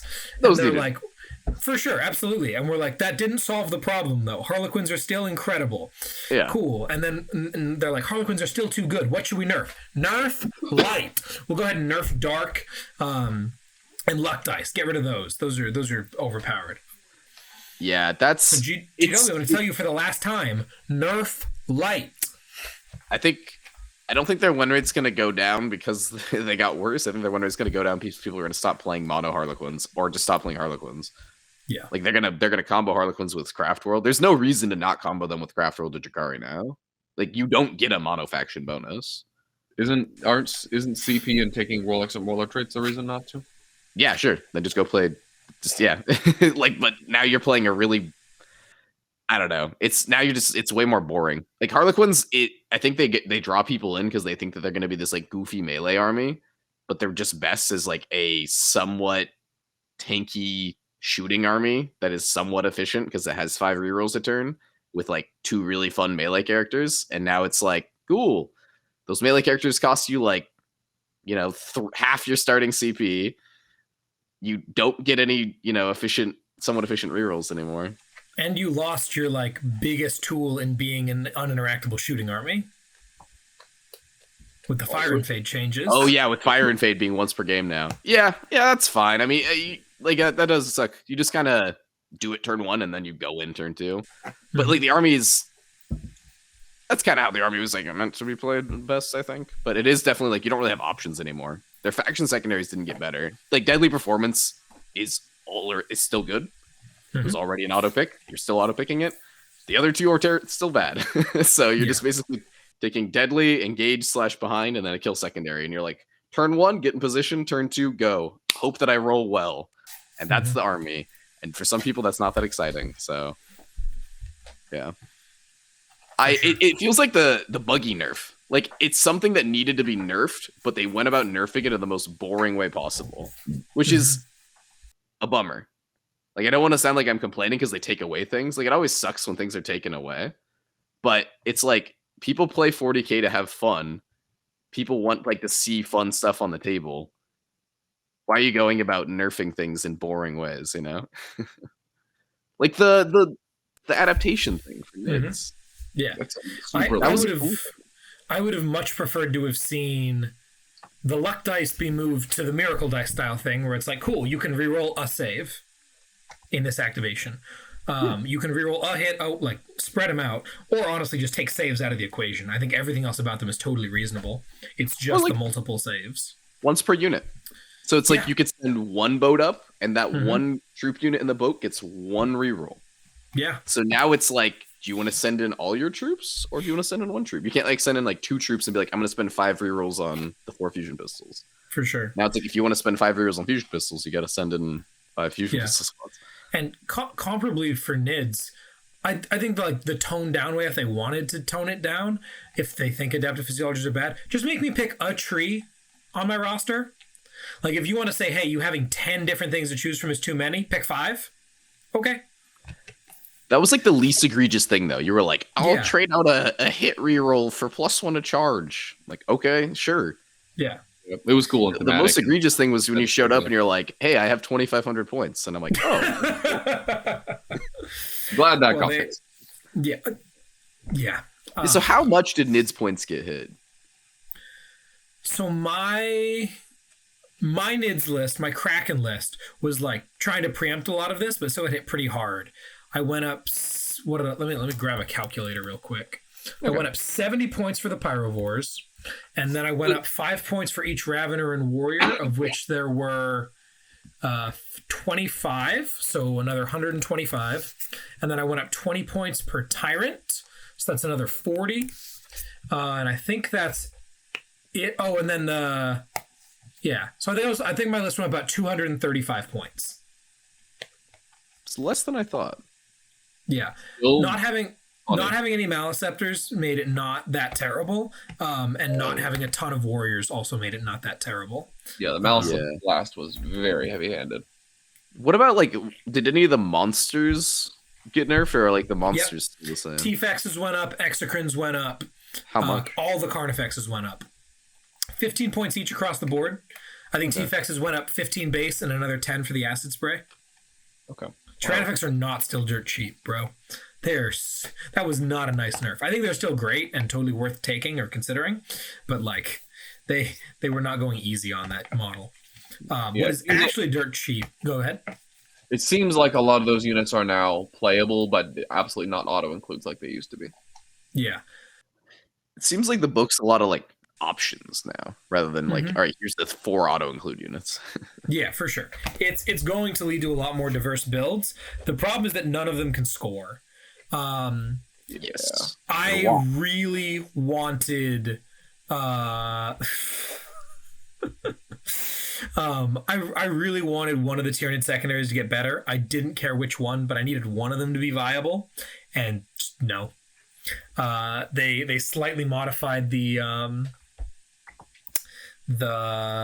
synaptic one, so it works on dedicated transports. Who cares? And they that was it, I believe. Yeah, so Nid faction secondaries were bad beforehand, right?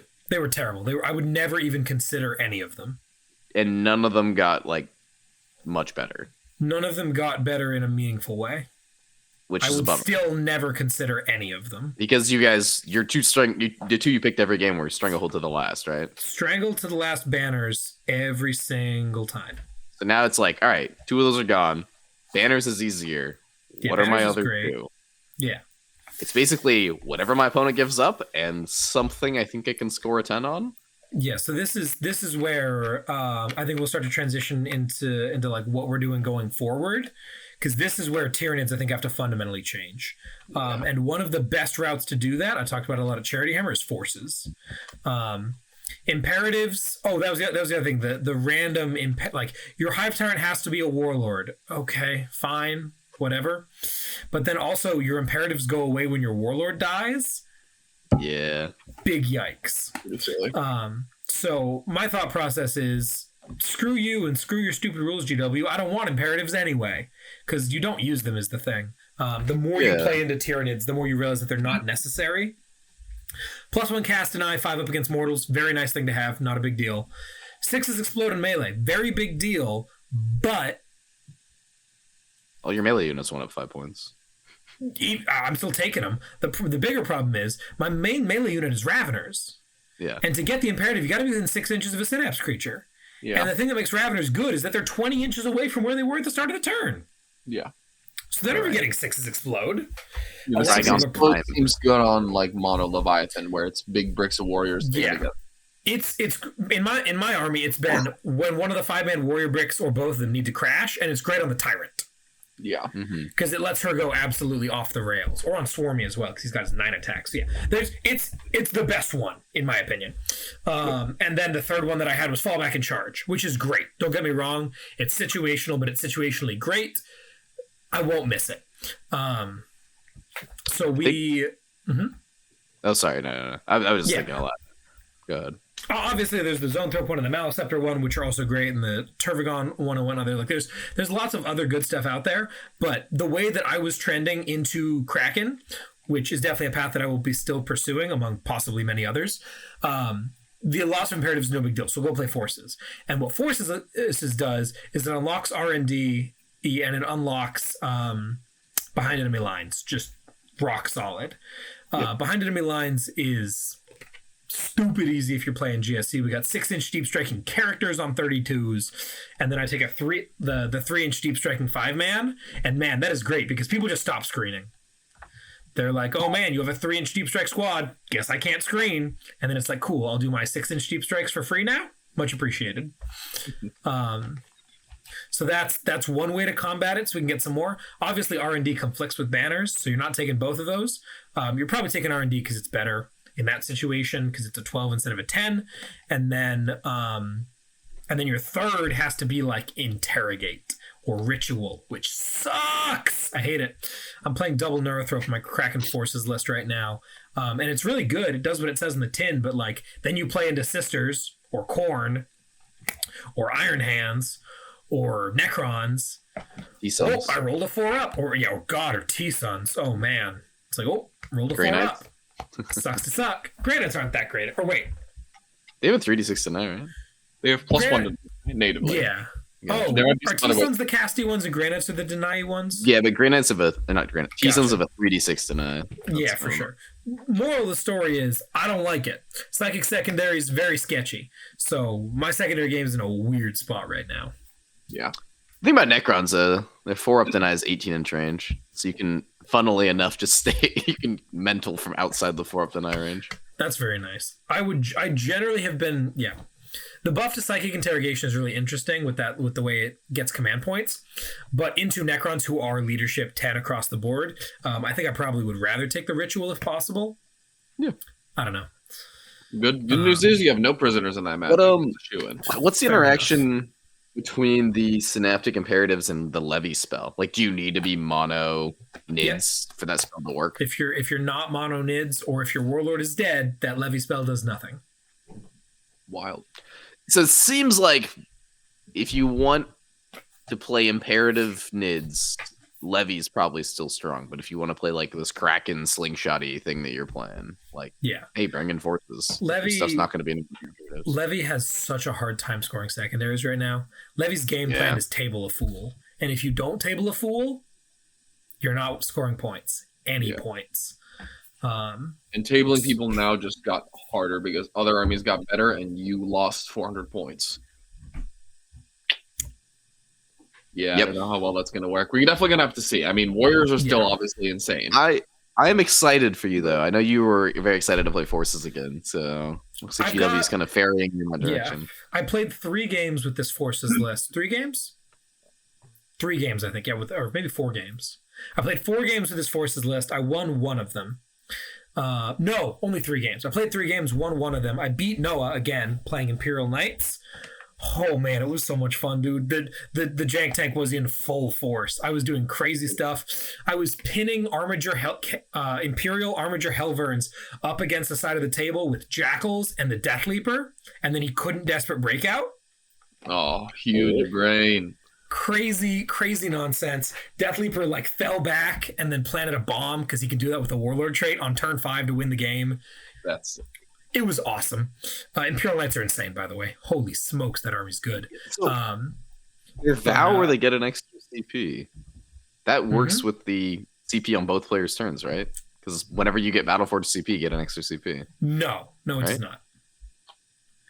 One of them can stack.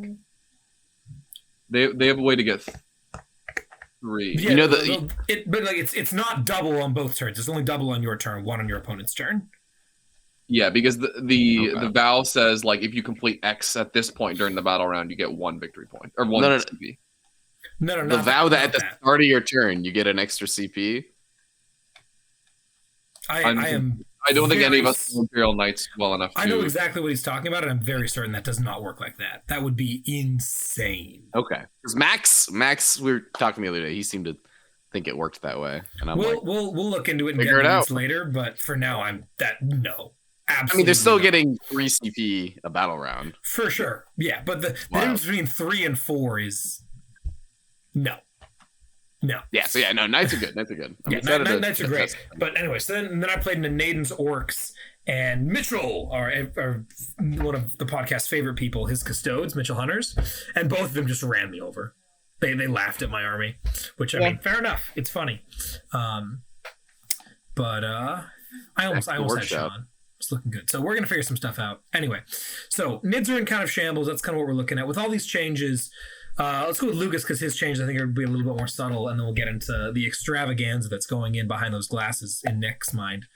Lukas, what's going on in Orkville? Oh, no, dude. Chaos Knights. Lots of big changes for Chaos Knights. I'm an expert given the 1 game that I've played with them on TTS. All those opportunities got better or worse so far. Anyway, it seems like they're good. They're still gonna do a lot of damage. They're still gonna take Ruthless Tyranny, and now they can also take Storm of Darkness or whatever it's called. And those are both very good secondaries, and they can just kill people. And I don't really know enough about that to pass more judgment than that. But orcs are so good with this WOG change. For those who may have missed it, I don't know what kind of rock you're sleeping under, but basically what orcs got was, first of all, they reverted the buggy change such that you can take, they reverted part of it. You can take up to 3 of each buggy, and you can have them in different size squads now, so you don't have to take 1 by 3 if you want 3 of a Mecha Trek or something like that, which is pretty cool. But, guns are for cowards, and we're all about the punching here in Orkville. And the normal WOG, the best WOG, got even better, baby. When you call the WOG, you get a 5. No, Lukas, I will not stand for this. The best WOG is the double WOG. Absolutely. What, Gaskell's WOG? Yeah. That's true. No. I mean, if you're running Gaskell either way, so yeah. You can't claim him that the WOG is better than the WOG plus other stuff. I just don't like Get out of here. Guns are for chumps, absolutely. Man, that's the t-shirt that I gotta sell. Guns are for chumps. Guns are for chumps, the shirt. That would be so hype. Yeah, so when you call the Wog on your turn and your opponent's turn, you have a 5-up invuln on all orc models. And then in the following your turn and your opponent's turn, you have a 6-up invuln. And then during all of that time, all orcs models, regardless of whether or not you charged, received a charge, were bumped into, whatever, you have +1 strength.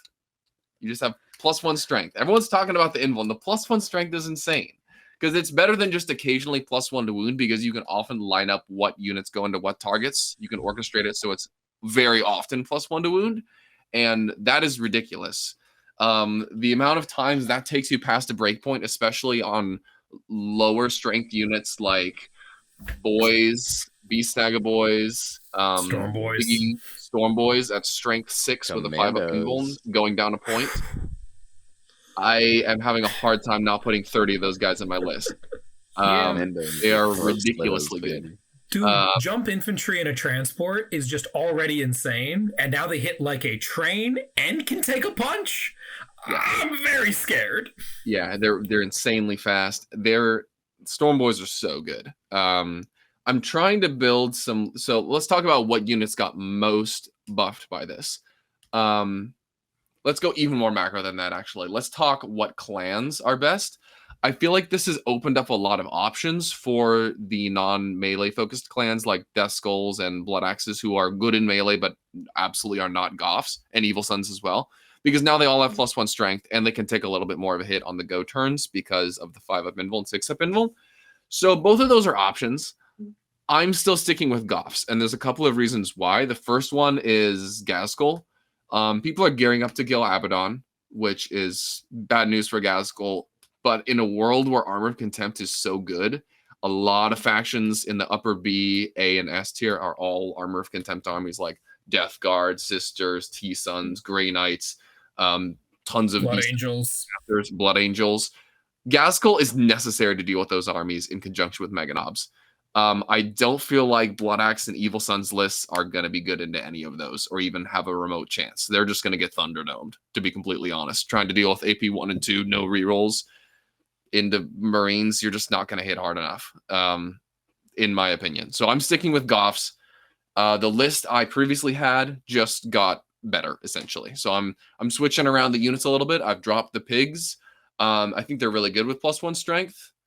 I'm think faster units are going to be more impactful in order to close the distance better. I feel like the cavalry keyword is just really clunky. And the pigs have been good, but some of their best matchups were like Eldar and Tyranids, where they could tear apart low armor targets. But in a world where there's so much Armor of Contempt, they fall off a little bit. So I'm going to try to build some lists without them for a while.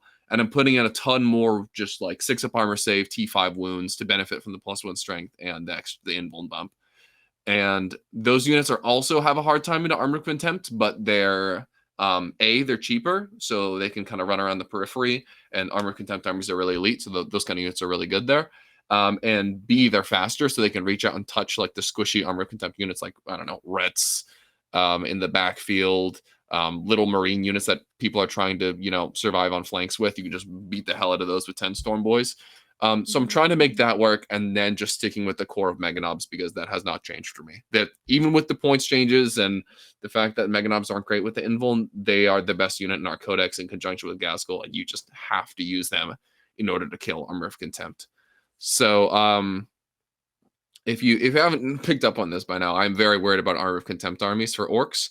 They've always been a problem, and you have to gear up for them. Otherwise, you're going to lose them. And there's two ways orcs can do that, either by playing Goths or by spamming Mortal Wounds out the wazoo. And I think Goths are a little bit better and more consistent.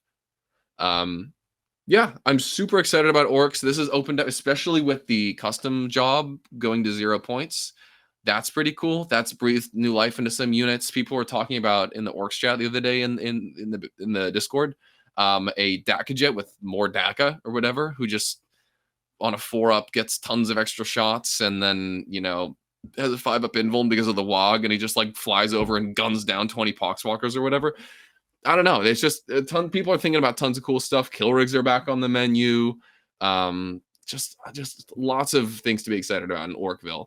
You guys have any questions about the changes and kind of how I'm changing my list? Yeah, for sure. You talked about piggies being too slow. What's faster than a pig? A Just more Storm Storm Boy. Boys? Yeah.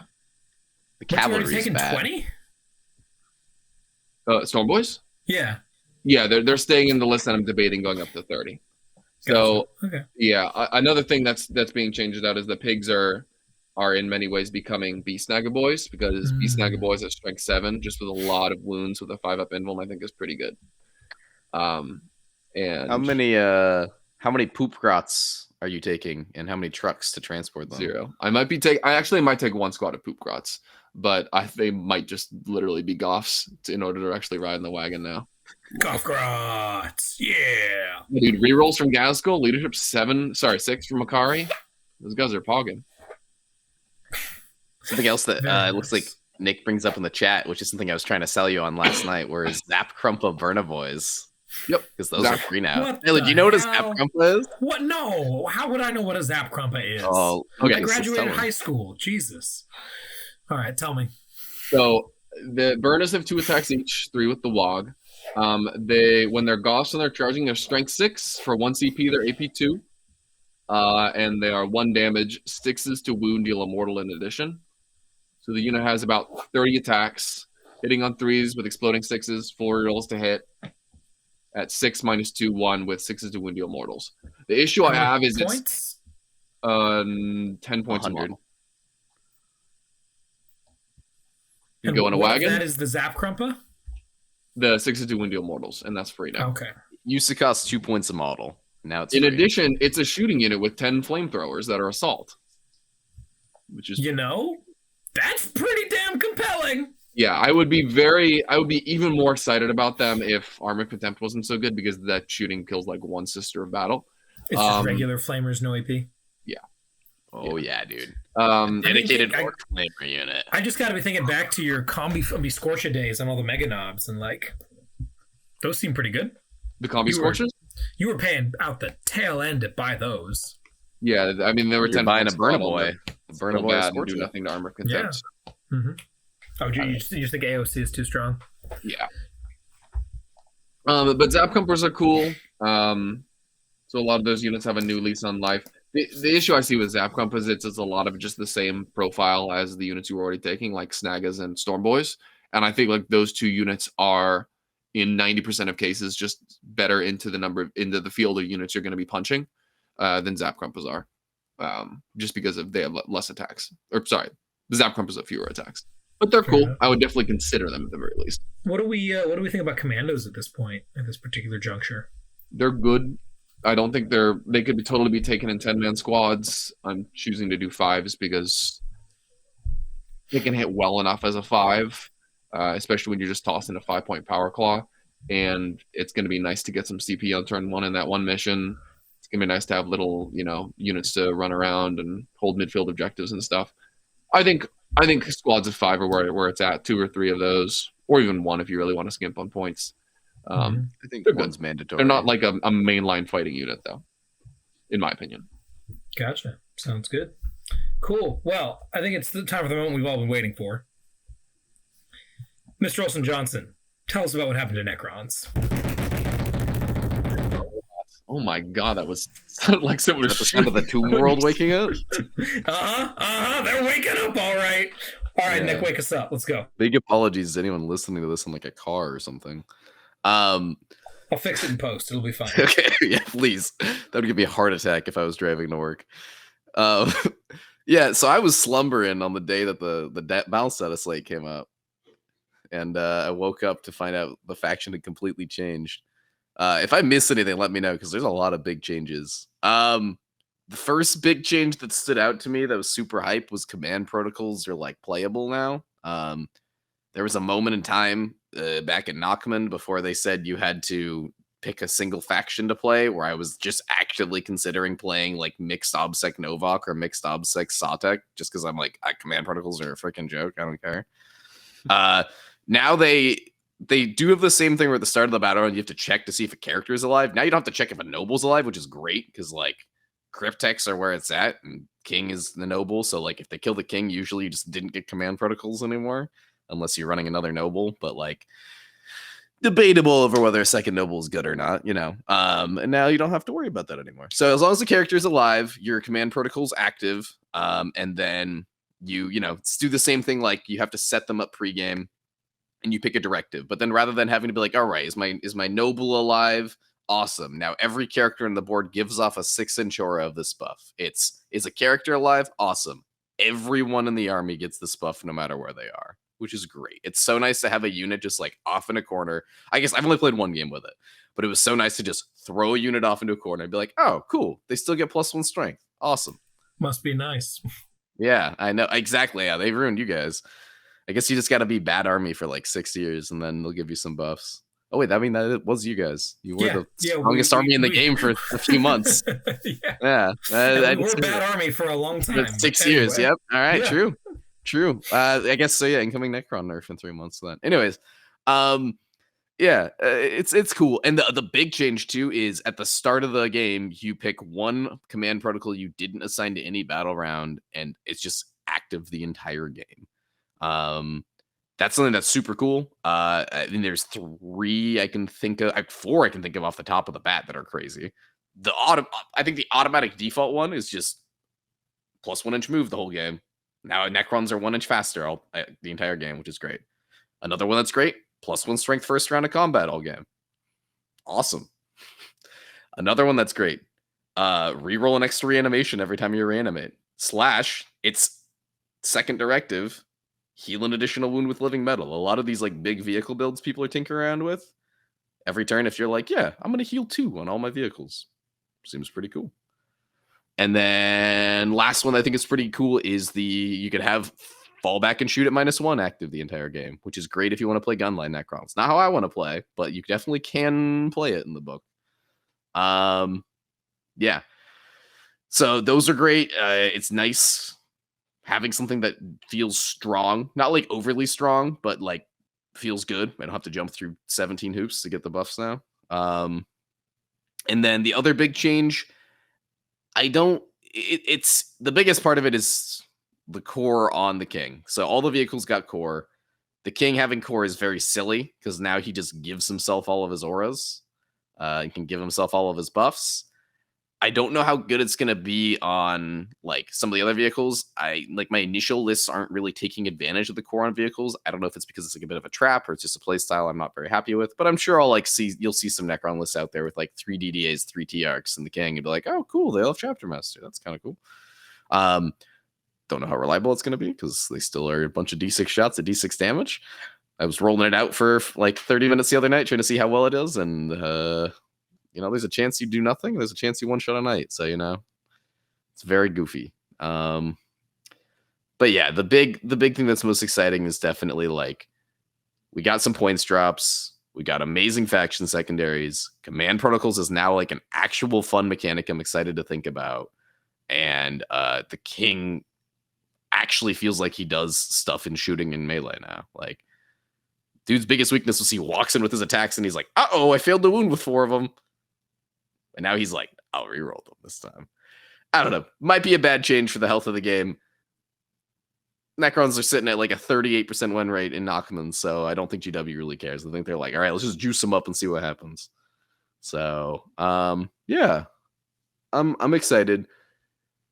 I don't know how many more units got super viable. The Locust Destroyers are always borderline viable. I don't know if there's any units you guys are scared of or any units you think like you want to talk about or anything. I mean, I'm personally scared of Seraptic Heavy Constructs coming out of Nightsides. Why? Sure.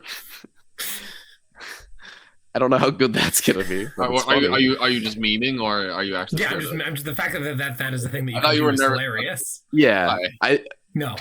Okay. The fact that you can veil, like the things that you can veil, I think there's gonna be something to that. Like surprise, my king / my Seraptic / my Monolith / who knows. Poof. Can the king veil? Isn't it infantry only? No, it's core unit. It's core. Weird, okay. Any vehicle can veil now. Yeah, I was thinking about it. I think like the most impactful big vehicle you could drop out of a Night Scythe is like, I mean, the Straptek's pretty funny. The Tesseract Vault's pretty funny too because you can drop it into lethal range. Yeah, I like that. Veiling that thing isn't good though, because its strongest power is a 9-inch power, and so if you veil, you're outside of 9. So Gotcha. Yeah. I But, think like, the veiling combo, a it might. What about like veil as a way of getting the king into buff range? I mean, then you have to play Zarakan. It's Dynasty locked. Oh, The king has a locked Veil of Dynasty. I know, but the Veil of Darkness is Dynasty core. I believe so. That in my mind is the 90%. problem with a lot of the let's make the crazy king synergies is like you have to take buff characters who are Zarakan, and then your list stinks Zarakan and not Novak or Yeah. So for those who run away, Zarakan is 5 at feeling the pain against mortals and reroll a wound every time you shoot or fight. Their stratagem is the 4-up deny, so that's cool. Now your entire army has 4-up deny. That's not bad. Confirmed by the way, Veil is Dynasty locked. Yeah, that's a lot of the buffs. Thing is, so the king is kind of like his own little vacuum where he buffs himself, but nothing else in the army buffs him. Yeah. I mean, Minirs are rolling to hit in and of themselves is great. Yep. What is your current stance, Nick, on resurrecting Minirs with a Technomancer? I don't really care. It's funny. I'm not planning around it in my list because to take it, if you're not playing Zarakan, because the resurrection from a Technomancer is Dynasty locked, right? You have to play a Zarakan Technomancer, or you have to play a Luminor Xeris, who is a non-dynastic Technomancer. And that guy's 145 points, and I don't know. He's on a bigger base than the Technomancer. He doesn't have fly. One of my favorite tricks with the Technomancer is building a wall of models around him and then leaving a pocket for him to just hop in that pocket. Xeris can't do that. He's just basically you have to leave like a 100mm channel for him to walk into, which isn't great. Very awkward. Wait, I don't know. Wait. Xeris can do his buffs though on anything that's core, not only infantry. You can do to the king. It's funny. If Xeris could control his buffs, I would play him. Yeah. If I could reliably make something +1 toughness every turn, because I would play Xeris. If you like 1 in 3 games, the king is T8. Hilarious. Yes. If I could turn 1 make the king T8, I would play Xeris. If I could walk up to then like Scorpex and make them T6, I'd play Xeris. But there's the chance that you just give the Scorpex +1 ballistic skill, and then you're like, what is this guy doing? Like, this is what he imagines for the Necron race? All right, cool. Yeah. It seems like it's just better to go ahead, Tyler. I'm just like, but what is it? But like, what are units that benefit from all of these? And I don't think so. I'm wondering what exists. Like the king does. Yeah. Yeah. Because what else shoots, punches, and wants to be durable? Everyone wants to be durable. What shoots and punches? Technically, Triarch Praetorians. Yeah, that was my next guess, but they're not core, are they? They are core now. Oh, they got core. They got core back in February. The thing is, the +1 strength so rarely matters because Necrons have 18 ways to get +1 strength. That's the other thing. You have your protocol for army-wide +1 strength first round of combat. You have a 1 CP strat for any core unit to get +1 strength, and you have if you're playing destroyers, you have the plasma sight for just hey, are you within 3 of me? Get +1 strength on attack.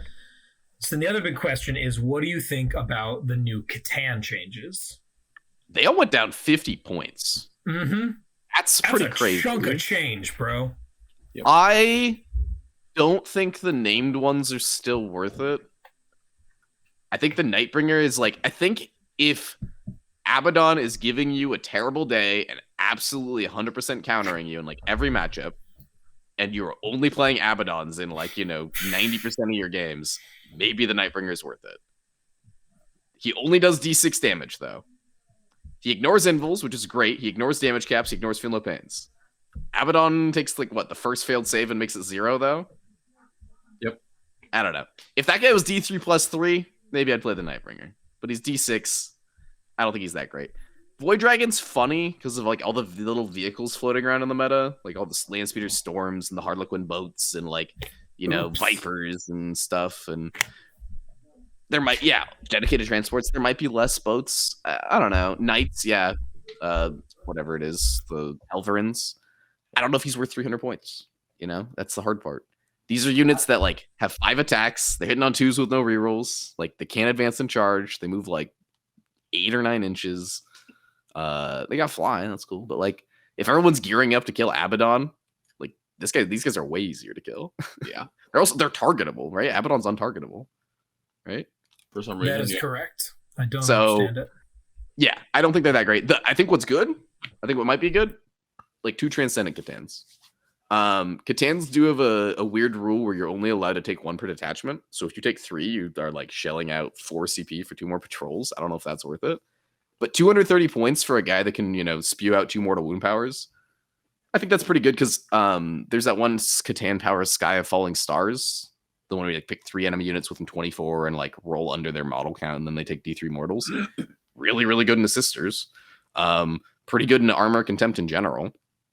So, and with the Necrons having like very defensive secondaries, I think like some sort of defensively oriented Kanobsec build with 2 Catans sitting behind walls could be good. I don't think there's room for the king in that list though. I think that list aims to just like kind of chill out. I do think it's just going to get bum rushed by something like Blood Angels or Emperor's Children though, and just lose. So, or Orcs for that matter.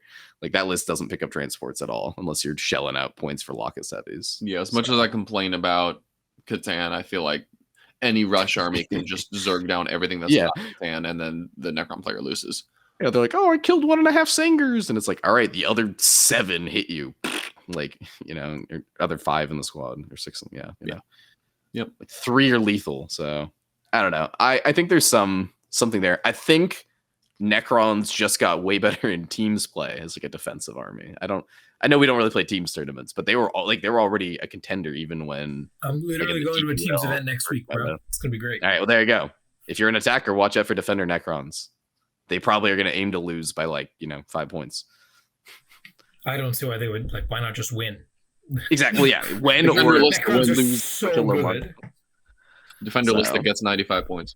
I mean, if they're playing a defensive list, like if they're going all in on Sure. defensive, like they're taking Wraiths probably, and Wraiths don't kill like half as well as Scorpex do. So, but yeah, I'm excited. I'm going to play something similar to the lists I was last playing just to start because that's what I was most excited about playing. Nothing really got that much cheaper in that list, sadly. I mean, I guess it was because those were all good units beforehand, so they didn't really need to go down. King got cheaper. I think he's perfectly fine at 400 points now, especially because he gives himself all his buffs. Yes. I don't think he needs to be any I cheaper. think he's a steal and a half at 400. I Yeah, think you'd still be taking him if he went up to 450. I think you'd have to just because of how strong he is, but it definitely feel bad. The dude For the sure. dude is not tanky. I know it's funny. Make him I haven't- T8. Sure, 1 in 3 games. Just Yeah. roll good, man. Why be good at the game when you can roll well? It is funny. I definitely have gone from showing up to the table and people are like, "Oh, what's that model do?" when I show them the Silent King to opening the Discord and finding multiple page discussions of how people are trying to figure out how to one phase the king. Let me tell you, bolters with AP1. There you go. Like Anything with volume at AP1 Wait, just Wait, obliterate. I have but Nick, how he would be really tanky against bolters with AP1? What you could do? You could make him T8. All right, let me counter with strength 5 or +1 to wound, or rerolls to wound, which are like everywhere in the game. Yeah. Yeah, Just saying, man. Just saying. The Necron player is T8. going to either sit him back all game and then he's not doing anything, or they're going to blast him out there. He's going to do something super important and impactful for 1 turn, and then you can try to kill him, and you probably will if you throw any dedicated unit into I him. think that's the correct way to play him. His So- buffs are very impactful. Use them Yeah. in the most impactful Yeah, way. use them in the for most alternative. effective way. Use his fight last, kill 2 units, and then be like, cool, I got 3 things in front of you. What are you killing? Yep. So I agree. I'm excited. We'll see. Yeah, I don't know. You guys have any more questions about Necrons? It seems like what's good and what's piquing your interest is just the units that were good before, more or less, just got better, which is kind of the case with orcs as well. I've found, and I just wondered if you had any comments on that. On Necron units? Yeah, I think Scorpex are the best unit in the book if you want to play melee. They just hit so hard, and they also naturally buff themselves because they have reroll ones to hit. They go 10 inches. They, are infantry. They have a -1 to wound stratagem, so they won't just die to a blade of fire. They're cheap, so it's not the end of the world if you lose a squad or two. Yeah, they're 30 points a guy. So I'm trying full 18. I was trying 14 beforehand. Now I'm just saying full 18. The reason why is because for every 3 you have, you can get the really good 3 damage blade, which I think is necessary in AOC. That's AP4 instead of AP3. and it's also 3 damage instead of 2. I'm kind of worried about Death Guard with all their -1 damage, so I'd like to have some 3 damage blades walking around. Yeah, that guy obliterates Plague Marines. For sure. Also, So more maximizing your benefits from reanimation protocols, less likely that squads are getting one phased. Nice thing to have. yeah, like someone walks in, I pop -1 to wound, they kill 4 Scorpex, like 1 stands back up. Those 3 probably kill what just charged them. Yep. And another Or one at least comes put a back big with- dent in them for free. And then he gets bopped on the head to get 1 more back as well. It's great. Yeah. There's some argument about Wraiths versus like Ophidians. Wraiths are definitely way tankier. T5 4 Benvol. Ophidians are T4 4 armor. But Ophidians are like kind of a second squad of Scorpex. They're 1 strength less, but as Lucas and I were talking about, there's 3 easy way for destroyers to get +1 strength. They're much faster. They go 12 inches instead of 10. So they're a lot more of a trading unit, being T4 instead of T5 and 4 up armor instead of 3 up armor. But I kind of like the idea of having this unit that can walk in, hit about as hard as a Scorpex squad, and then when they hit me back with the strongest thing in their army, it's like, all right, cool, you killed something that was not that tanky. And then the Scorpex live to the later part of the game when it's like, all right, you're like remnants of squads are hitting me, or maybe you only have like 1 big squad left that can like kill me. Yeah. That's the Ravener situation, is the like, hey man, good luck. Cool, you killed the Raveners. There's the rest of my army. Yeah, so that's what I'm thinking, is playing Ophidians kind of like Raveners, although they're definitely less tanky than them. What do you mean you don't have 4 wounds? Very similar. At T5, 4 up save. Actually, you're The- pretty close, aren't you? Just Yeah, one we're less 1 wound. less wound and 1 less toughness. Okay. So, And they hit harder. The Necron secondaries definitely promote a defensive playstyle, but I feel like that's totally going to be fine. I'd like to take a more proactive playstyle where an opponent like realizes they have to come to me, so they move towards me, and I go, cool, I'm also going to move towards you, and then I'll charge you and beat the hell out of you. So they don't want to come over to me because they're scared of things. I'm just worried Wraiths are going to like bounce off stuff. Yeah. Yeah. What do you obviously it's not with really in your wheelhouse playstyle wise, but what do you think of the arcing lot lists that are popping up?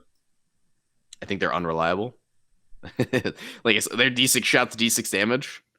I think every once in a while you're going to play into it and it's going to blow you off the table and you're going to be very annoyed. But I think if you're the pilot of that list, you're going to need it to do something on an important turn and it's just not going to do it. And then you're going to get ran over. And if a rush army rushes at you, like if say orcs go first into you and you whiff turn 1, You're done. maybe you backlined your army. Maybe you're not getting charged turn 2. You're You whiff turn You're 2. getting turn good game. charged you're turn two. done. Yeah. If you have 1 whiff turn against orc, it's If you Blood yeah, Angels or if you- anything. yeah.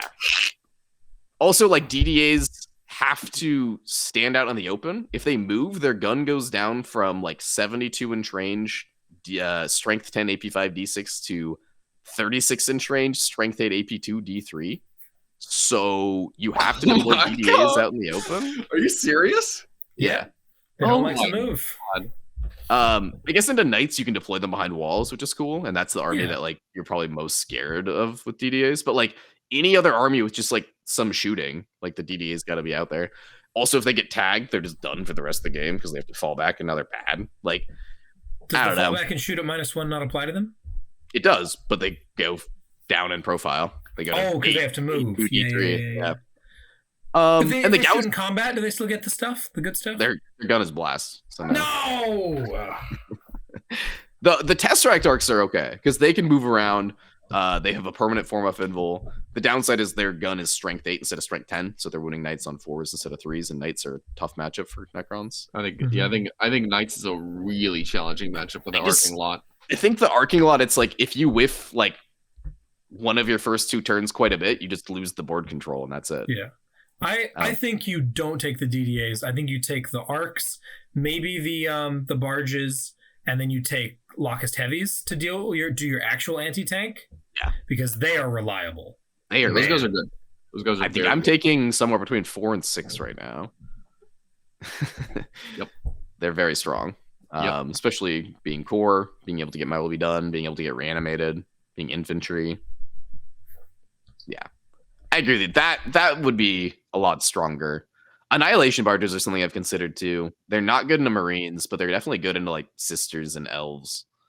So it's just like make sisters take a ton of 3-up armor saves when you're winning on 2s. Yeah, Necrons having that ignore cover strat really changes a lot of the math into the Marine armies. I think that's going to do really, really good for them. I'm scared of Necrons because I like my cover. Yeah. We'll see. Cool. I think that the best lists are going to be those that fuse melee and shooting. I mean, that's just 40k. What am I saying? But yeah, I think my list is going to need a little bit more shooting, or else I'm just going to get tabled by like an army that has better fight phase control than me. I agree. Very cool. Awesome. Well, we're at about an hour 45 now. That feels like a pretty natural place to cut things off. Anything else you guys want to mention before we sign off for the week? Just that I'm very excited to play some more Nephlim games and bring the Green Tide back with a vengeance. Yeah, Lucas and I are feeling better. Boy Horde? When? No. 120? Just try it for one game?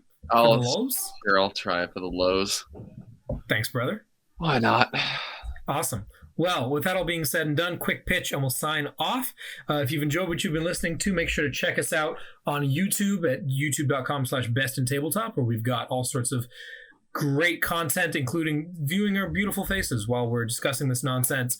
The rest of the shows as well, not to mention the Bat Reps, Eps Chasing the Narrative, and all sorts of other good stuff is over there.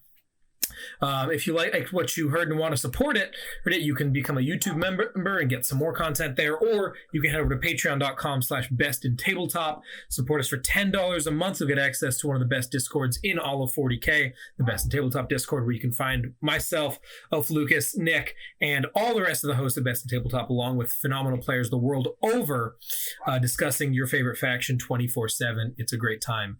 I would recommend jumping in. I hope you've enjoyed it. That's all we got for today. Hey, I've been Tyler. I've been Nick. And I've been Lucas. And we will see you next time. Adios, amigos.